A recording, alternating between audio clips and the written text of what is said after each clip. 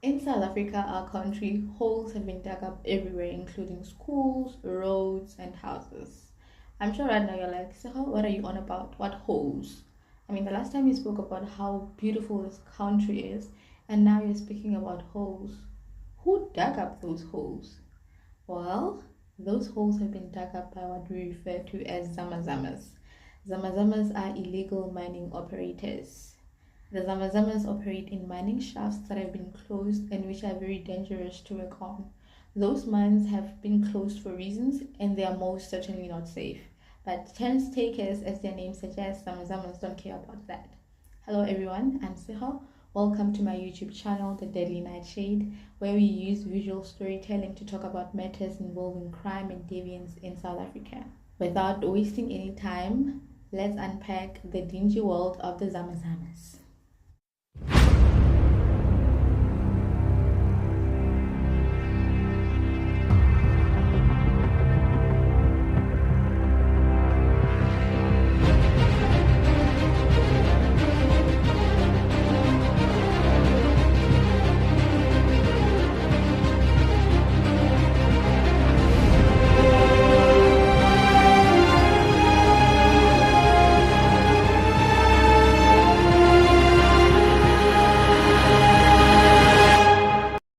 An estimated amount of 14 million rands may be lost annually in gold production due to the illicit Zama Zama output projections, making South Africa a major supplier of illegal gold throughout Africa.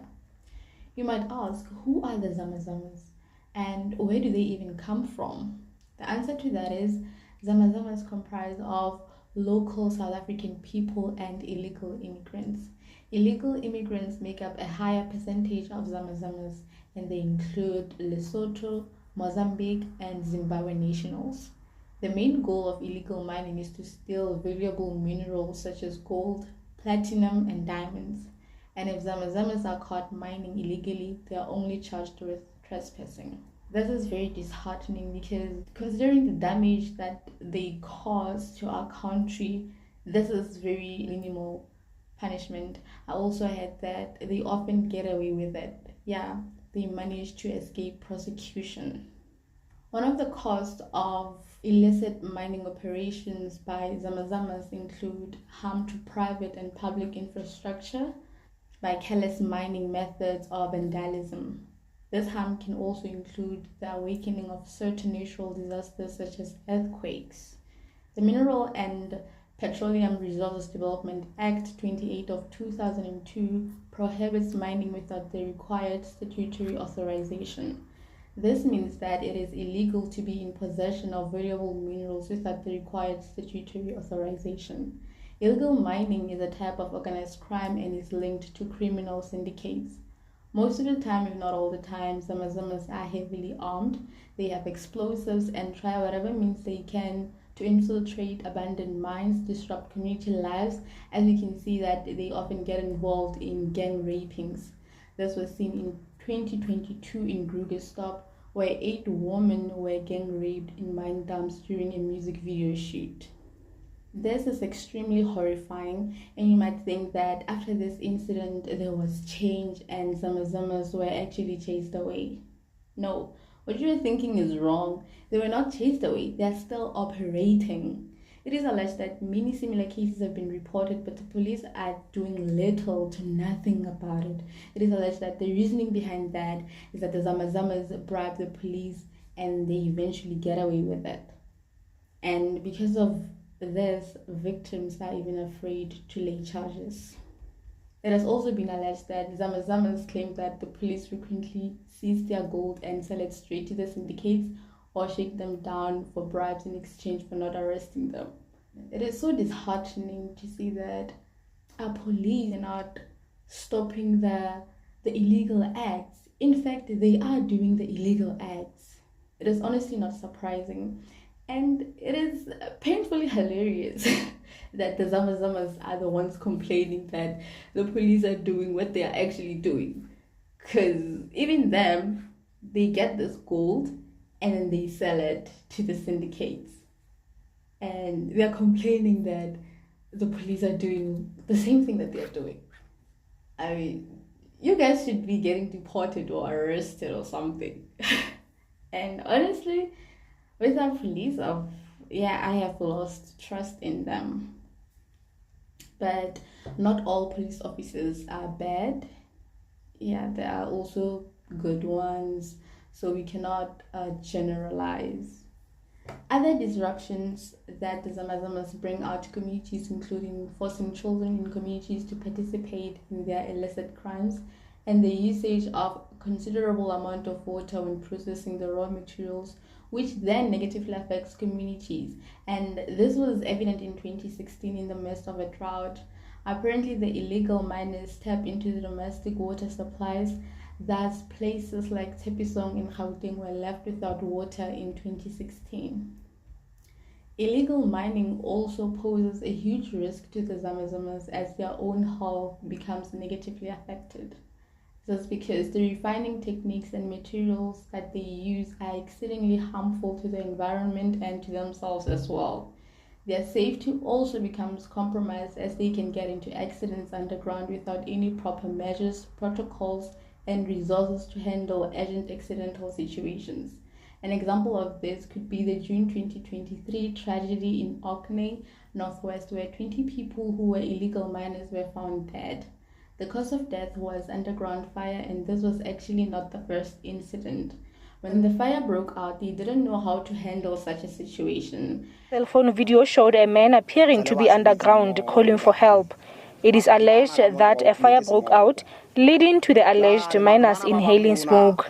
We got hold of that video where somebody was asking for assistance because they have encountered a fire underground. That was on the 1st of June. And on Monday, we thought there must be a problem underground. Let's see what we can do. And we drafted the letter written in Sesotho as well as in English, saying we want to help. We will stand back when you take. There is also rivalry amongst Zama Zamas, so there's always fatalities. I mentioned that the Zama Zamas are often heavily armed, while those guns, explosives, and other dangerous materials have been illegally obtained. Other things they acquire illegally include diesel, copper cables, and other equipment from the mines. They also create unauthorized connections to the mine's electrical system. This can seriously jeopardize the underground ventilation system and the capability to lift people out of the ground in time, especially in emergency situations, as the energy supply would be disrupted. Illegal mining also destroys the social cohesiveness that mining communities have by bribing other mine workers to illegally enter the mine shafts to obtain food and other necessities.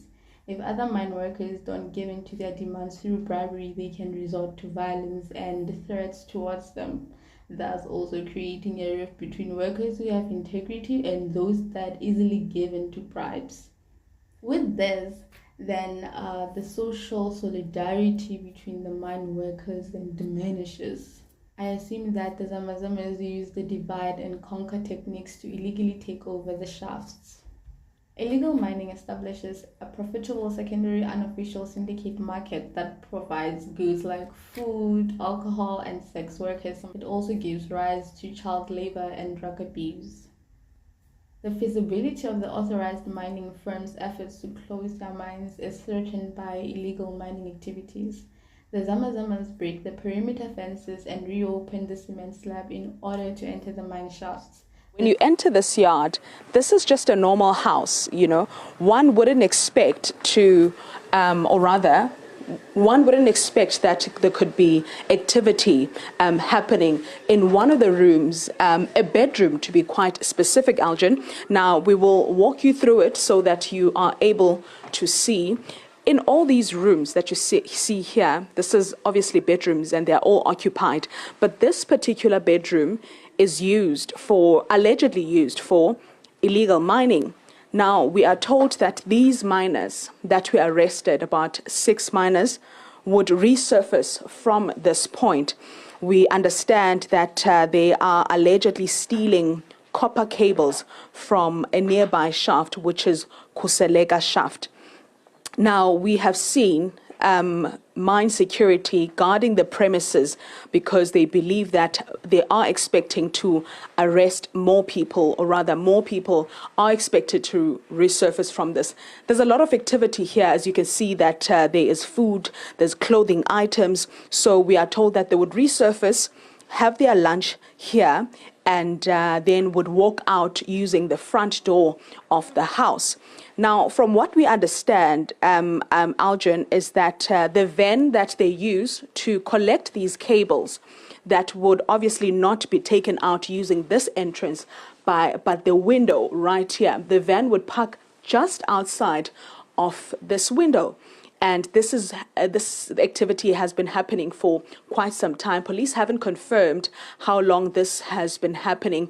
The problem, of course, is that they keep building some of these trenches and these massive holes right on the edge of homes. You know, you can imagine just after your fence or your wall, there's a massive hole, a massive pit where illegal miners keep extracting all the chrome. And you know, right now we are in an area where they've actually dug a tunnel. We spoke to a number of community leaders, and they've told us that they've tried to work on this issue with both the provincial government, national government, and all. They've been making promises for many, many years. But of course, the problem is that they haven't been delivering on some of these promises. And this is one of, you know, tangible evidence, tangible proof that, you know, they haven't been delivering on some of their promises. They did tell some of these community leaders, specifically we spoke to the Sikukune Community Forum, and they say the Department of Mineral Resources has been engaging with them, and they did say that they'll do something about this, but till today there are still massive pits, massive trenches all over this community. The people who are... This poses danger to children and livestock in surrounding areas. This then negatively affects the authorized mining firms, as they now have to allocate a significant amount of money on costs for repair, maintenance, and security. In the mining sector, we have what is called the Mines Rescue Services. It consists of a small group of people that are highly skilled to rescue miners in times of danger. The Mines Rescue Services are often faced with ethical dilemmas when they have to perform their duties, because some of the people that they have to rescue are illegal miners. It becomes a situation of, it's my duty to rescue and save lives, but at the same time, should I put my life in danger to rescue people who purposefully put themselves in danger?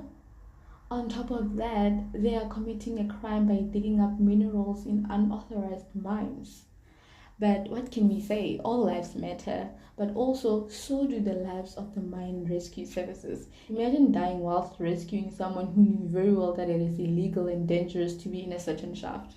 Please take note that there's not a lot of mining rescue services in the country. Now imagine if a few of them die because of other people's recklessness, greediness, and no concern for other people's lives.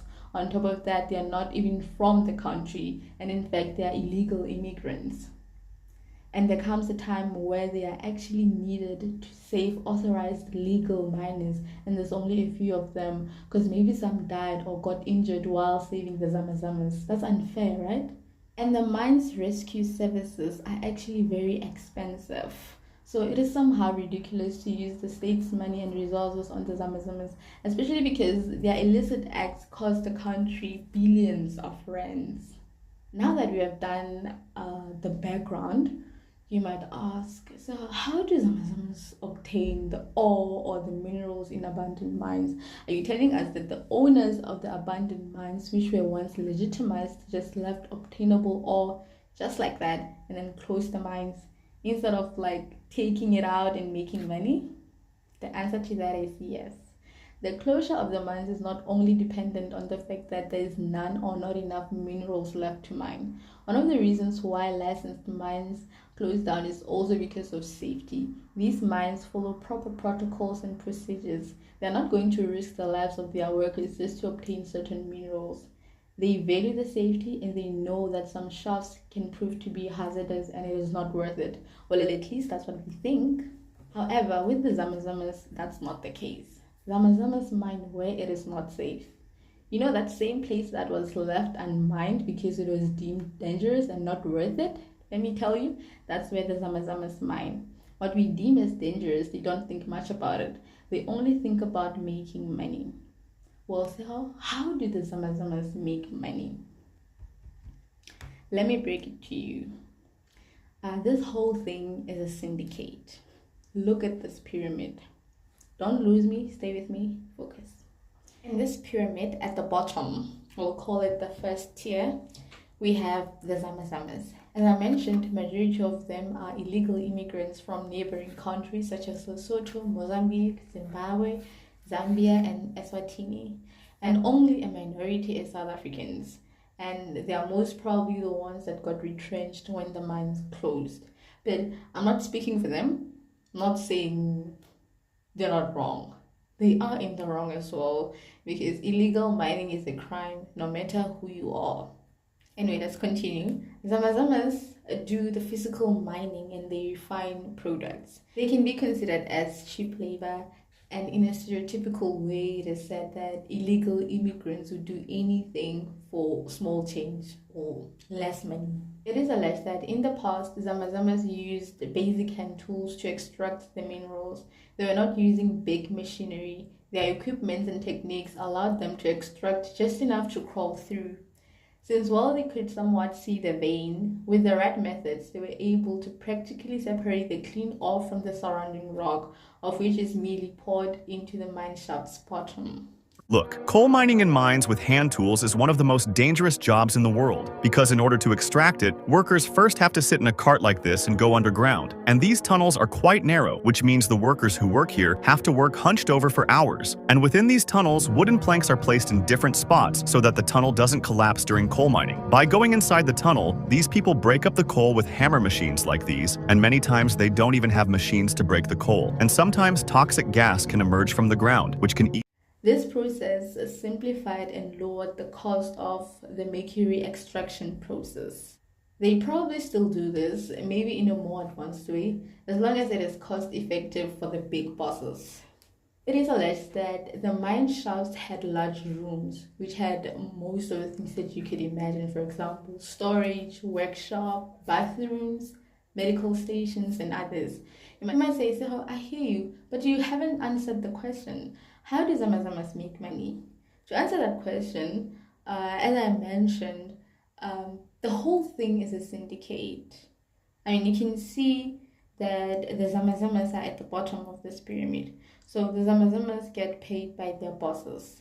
Yes, they have bosses. It's not as simple as you think it might be. Like, yeah, we are the Zama Zamas, we're gonna get this gold out and sell it ourselves. No, that's most probably not the case. You can consider Zama Zamas as cheap labor for the big bosses. What happens is that they make money through extracting the minerals. The more work they put in, the more they get paid. It depends on the agreed amount. Zama Zamas get paid by the person responsible for that mine. You've probably heard that they have turf warfare. So what happens is that they compete for the shaft or the mine. That's why sometimes you'd hear that they were fighting amongst themselves, and you hear that Zama Zamas died because they were killing each other. You're probably asking yourself, how is it possible that the majority of the Zama Zamas are illegal immigrants? Who hired them? This takes us to the second tier. Let's call this one the broker or the agent. The broker is the one that hires the Zama Zamas. They mostly hire illegal immigrants, most certainly because it is cheap labor. If they get injured, no one will pay attention to that. They are on their own. They won't be talking about rights or taking the bosses to the CCMA for unfair dismissal. Even if they don't get paid in time, they can't report. Or even if they have injuries pertaining from work, they don't get to report that.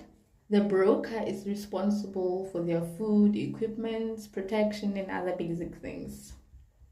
We're still on this pyramid, and now we go to the third tier. This tier consists of regional bulk buyers. These bulk buyers are typically organizations that have been granted permits to trade in precious metals under the Precious Metals Act of 2005. The fourth tier are the distributors. Let's call them the big bosses. Yeah, the big bosses that I was talking about. Yeah, this is them. They use paper companies or authorized exporters to distribute the minerals domestically and abroad. The big bosses can be political figures or even former mine workers. The big bosses uses the broker to attain cheap labor, and this can be seen as they hire illegal immigrants.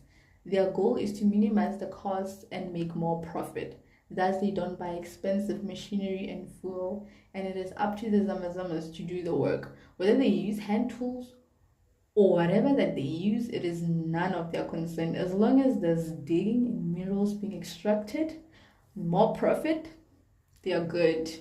They don't care about other things. And on top of it all, the big bosses don't even pay taxes, and their transactions are only in cash. The big bosses make money by selling to the magnates in what would be seen as legitimate, when in fact it is not.